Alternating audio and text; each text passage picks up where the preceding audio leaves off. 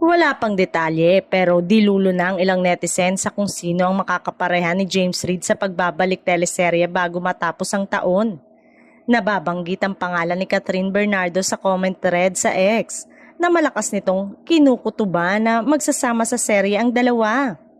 Nakabuo na nga ng pangalan sa tambalan ni na Catherine at James at eto ay Catherine. Sa latest na interview ni James, sinabi nitong isang talented actress ang makakasama niya sa series kaya siya excited sa project. Pero tumangging magbigay ng ilang impormasyon si James na tutukoy sa sinasabi niyang talented actress. Sabi nga, it's still unconfirmed, but there's significant buzz that James Reid may be paired with Catherine Bernardo in an upcoming series. Naglalaro sa imagination ko yung chemistry nila.